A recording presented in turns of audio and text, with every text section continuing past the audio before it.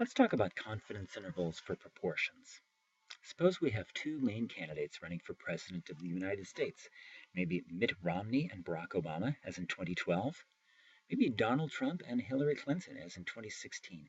Amazingly, Bill and Hillary Clinton were at the wedding of Donald Trump, Donald and Melania Trump, in 2005. Oh, those were happier days. Less bad blood between them. Or, oh, wouldn't it be cool? Suppose Kanye West and Taylor Swift were the main candidates running for president. That would be an interesting election. So again, suppose we have two main candidates running for president of the US, Kanye West and Taylor Swift. It's the week before the election.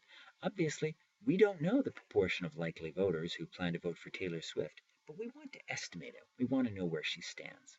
So we randomly select 1,000 likely voters and survey them. In this case, what is the population and what is the sample? Okay, the population is all likely voters, and the sample is the 1,000 likely voters that we survey.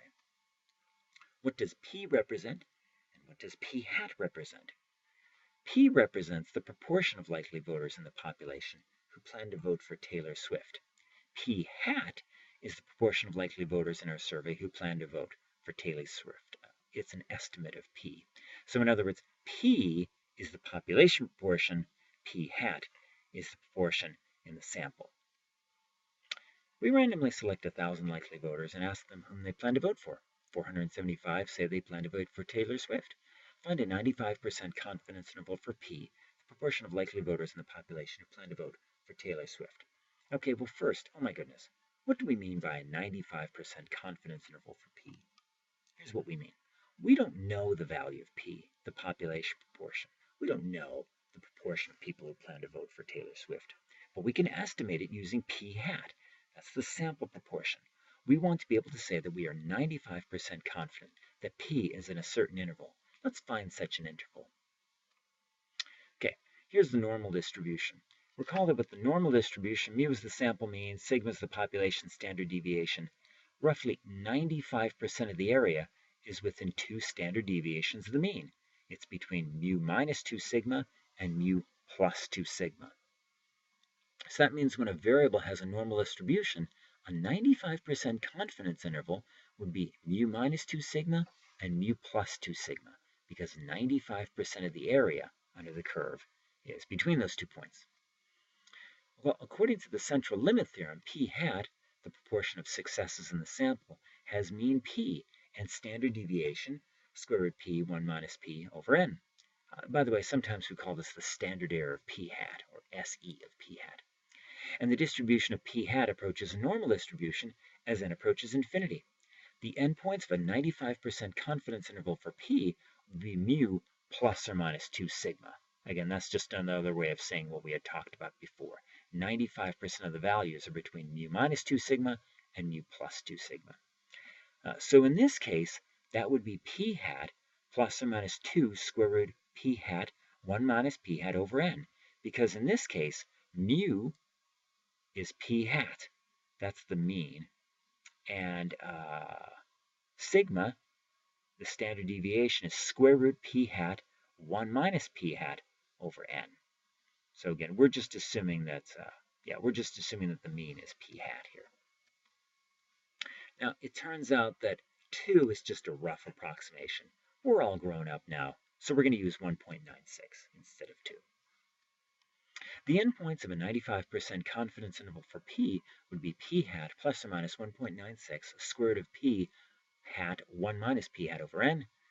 P hat, so what is P hat? P hat, again, is the sample proportion. In this case, 475 likely voters said they plan to vote for Taylor Swift out of 1,000. So that's 475 over 1,000.475. That's our estimate of P, the population proportion. Plug that into the formula. 0.475 plus or minus 1.96, square root of 0.475 times 1 minus 0.475 over 1,000. That gives us 0.475 plus or minus 1.96 times 0.01579, which works out to be 0.475 plus or minus 0.031. When you subtract 0.031 from 0.475, you get 0.444. When you add 0.031 to 0.475, you get 0.506. So that's your 95% confidence interval for P.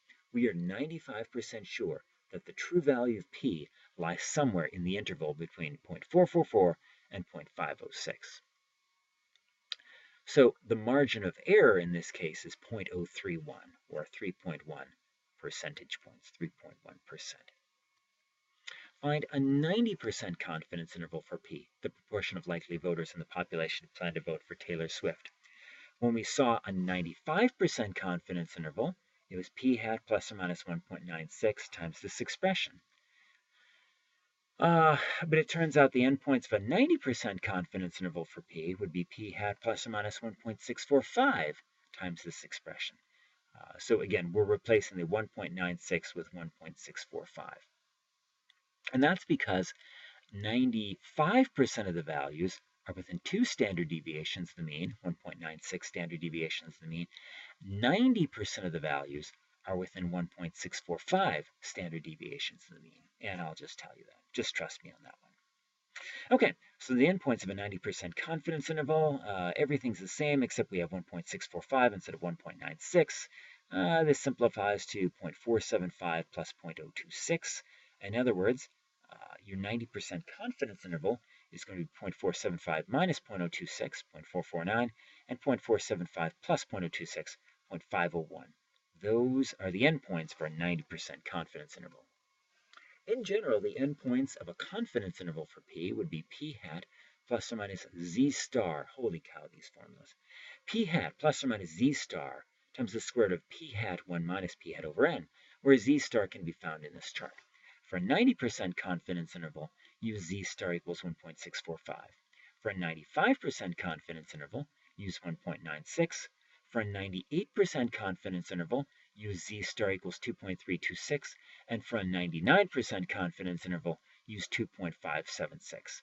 And that's because 99% of the area under the curve is within 2.576 standard deviations of the mean.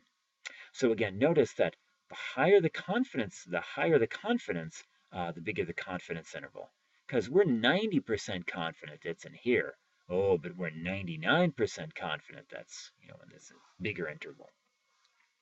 So what do we mean when we say that the endpoints of a 90% confidence interval for p are 0.449 and 0.501? There is a 90% chance that the actual value of p is in this interval. What do we mean when we say that the margin of error is 2.6%? There is a high degree of certainty that the actual value of p is within 2.6 percentage points of the estimate p hat. How large does our sample have to be if we want the margin of error to be 1% with 90% confidence? So forget this 3% stuff. Earlier we saw that the margin of error was z star times the square root of p hat 1 minus p hat over n. Okay, this is margin of error in terms of n. If we rewrite this so that we have n in terms of margin of error, and I'll just skip the algebraic steps, you just end up with n equals z star squared times p hat 1 minus p hat over margin of error squared. So in this particular case, z star, since it's a 90% confidence interval, would be 1.645. P hat was 0.475. 1 minus p hat is 0.525. And the margin of error we express as a decimal, that was 0.01. We want the margin of error to be 1%. That turns out to be 6,748.15 people. You always round up to play it safe, so you need 6,749 people.